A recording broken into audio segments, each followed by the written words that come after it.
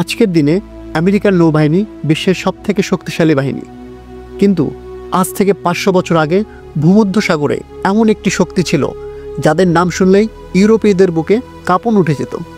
তারা স্থলভাগে রাজা থেকে হয়ে উঠেছিলেন সমুদ্রের অধিপতি। সেই শক্তির নাম অটোমান সাম্রাজ্য।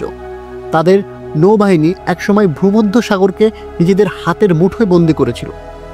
কিন্তু কিভাবে একটি স্থলভিত্তিক সাম্রাজ্য এমন শক্তিশালী নৌবাহিনী গড়ে তুলল, আবার কিভাবে সেই শক্তি একসময় ইতিহাসের পাতায় হারিয়ে গেল, আজ আমরা জানব অটোমানদের অপ্রতিরোধ্য নৌশক্তির উত্থান ও পতনের সেই মহাকাব্যিক গল্প। অটোমানরা 1300 শতাব্দীর শেষের দিকে যখন প্রথম নৌবাহিনী প্রতিষ্ঠা করেছিল, তখন এর কার্যক্রম উপকূলীয় অঞ্চলের মধ্যে সীমাবদ্ধ ছিল। কিন্তু সাম্রাজ্য বাড়তে থাকলে সমুদ্রপথের গুরুত্ব বাড়তে থাকে। এরপর আসে সুলতান বায়জিদ প্রথমের সময়কাল। তিনি প্রথম অটোমান শাসক যিনি নৌবাহিনীর কৌশলগত গুরুত্ব গভীরভাবে উপলব্ধি করেন।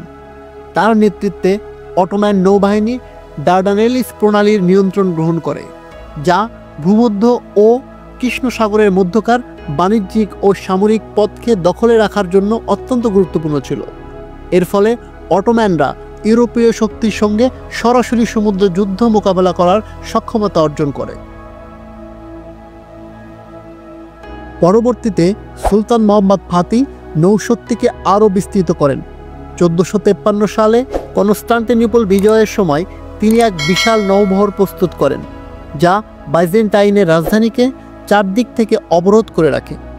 সবচেয়ে বিস্ময়কর ঘটনা ছিল অটোম্যানরা বিশাল যুদ্ধজাহাজগুলোকে কাঠের রোলারের সাহায্যে স্থলপথে টেনে গোল্ডেন হর্নে নামিয়ে আনে। এটি ছিল সমুদ্র যুদ্ধের ইতিহাসে এক নজিরবিহীন কৌশল, যা বাইজেন্টাইনের প্রতিরক্ষা ব্যবস্থাকে ভেঙে দিয়েছিল। তবে অটোম্যান নৌবাহিনীর সত্যিকারের উত্থান ঘটে সুলতান সুলেইমান দ্য ম্যাগনিফিসেন্টের সময়। তিনি বুঝতে পেরেছিলেন যে সাম্রাজ্যকে টিকিয়ে রাখতে হলে শুধু স্থলভাগে শক্তিশালী হলে চলবে না, সমুদ্রের কর্তৃত্বও প্রয়োজন। আর তখনই তার দরবারে আসেন এমন একজন ব্যক্তি যিনি কেবল একজন নাবিক নন, একজন কিংবদন্তি। তিনি হলেন খায়রুদ্দিন বারবারোসা। বারবারোসা অটোম্যান নৌবাহিনীকে শুধু নতুনভাবেই সংগঠিত করেননি, তিনি নিয়ে এসেছিলেন এক সম্পূর্ণ নতুন যুদ্ধের দর্শন।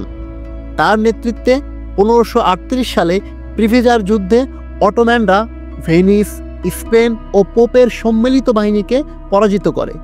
এই বিজয়ের পর ভূমধ্যসাগরে অটোম্যানদের প্রায় নিরঙ্কুশ আধিপত্য প্রতিষ্ঠিত হয়। প্রিভেজার যুদ্ধকে ইউরোপীয় ইতিহাসবিদরা ভূমধ্যসাগরে ক্ষমতার ভারসাম্য পাল্টে দেওয়ার যুদ্ধ বলে অভিহিত করেছিলেন।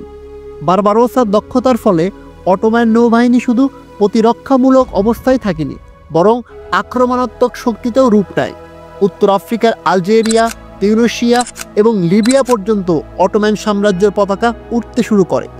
এমনকি তিনি ফ্রান্সের রাজা ফ্রান্সিস প্রথমের সঙ্গে জোট বেঁধে ইউরোপীয় শক্তির বিরুদ্ধে যৌথ অভিযানও চালান, যা তৎকালীন সময়ের এক বিরল কূটনৈতিক পদক্ষেপ।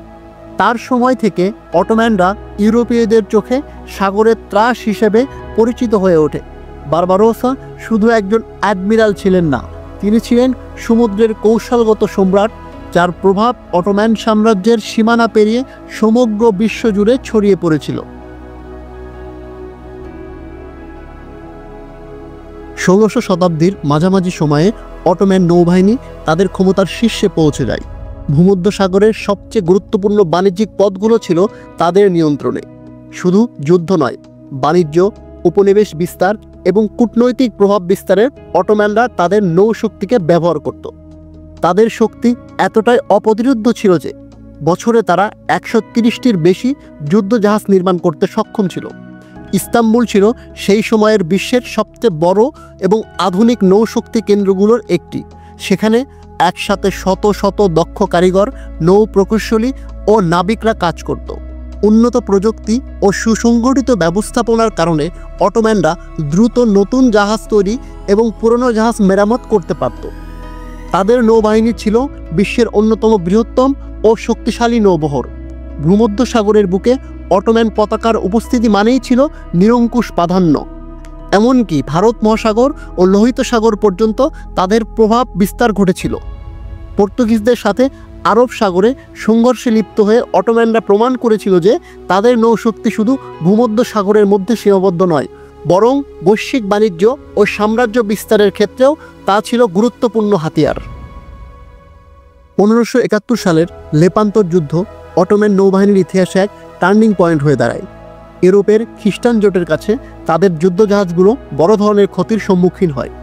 যদিও মাত্র 1 বছরের মধ্যে অটোম্যানরা আবারও বিশাল এক নৌবহর গড়ে তুলতে সক্ষম হয়েছিল, কিন্তু এই পরাজয় তাদের মনোবলে একটি স্থায়ী দাগ রেখে যায়। এটাই ছিল প্রথমবার যখন ভূমধ্য সাগরে অটোম্যানদের অপ্রতিরোধ্য শক্তি ভেঙে পড়ে এবং প্রমাণিত হয় তারাও অপরাজেয় নয়। এরপর 1700 ও 1800 শতাব্দীতে ইউরোপীয় শক্তিগুলো তাদের নৌ প্রযুক্তিকে এক নতুন উচ্চতায় নিয়ে যায়। উন্নত কামান, ভারী গোলাবারুদ, দ্রুতগামী জাহাজ এবং পরে বাষ্পীয় ইঞ্জিন চালিত যুদ্ধজাহাজ ব্যবহার করে তারা সামুদ্রিক শক্তিকে আধুনিকায়ন করতে থাকে। কিন্তু অটোম্যানরা সেই গতির সাথে তাল মিলাতে ব্যর্থ হয়। পুরনো কৌশল ও ধীরগতির জাহাজ দিয়ে তারা আর ইউরোপীয় নৌবাহিনীর সাথে প্রতিযোগিতা করে উঠতে পারেনি। আরও একটি বড় ভুল ছিল সুলতানদের নীতিগত অদূরদর্শিতা। 19 শতাব্দীর শেষের দিকে সুলতান দ্বিতীয় আব্দুল হামিদ তার ব্যয়বহুল যুদ্ধজাহাজগুলোর বেশিরভাগ গোল্ডেন হর্নের ভেতর স্থায়ীভাবে নোঙর করে রাখেন।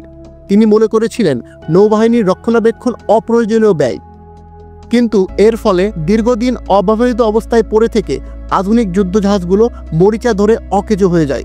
যখন জাহাজগুলো নৌবাহিনীর প্রয়োজন হলো, তখন তাদের হাতে রইল কেবল পুরনো, ভঙ্গুর ও যুদ্ধের অযোগ্য নৌবহর। ফলে যারা একসময় ভূমধ্য সাগর ও ভারত মহাসাগরে সাম্রাজ্যের পতাকা উড়িয়েছিল, তারা ধীরে ধীরে সমুদ্রের নিয়ন্ত্রণ হারালো। আধুনিকতার অভাব, প্রযুক্তিগত পশ্চাৎপদতা এবং শাসকদের ভুল সিদ্ধান্ত সব মিলিয়ে অটোম্যান নৌবাহিনীর পতন ঘটালো। এই ইতিহাস আমাদের একটি গুরুত্বপূর্ণ শিক্ষা দেয়। শক্তি শুধু বিজয়ের নয়, বরং সময়ের সাথে সাথে খাপ খাইয়ে চলার মধ্যেও টিকে থাকে। যারা পরিবর্তনের সাথে তাল মেলাতে পারে না, তাদের গৌরবময় অধ্যায়ও একসময় ইতিহাসের পাতায় পরিণত হয়।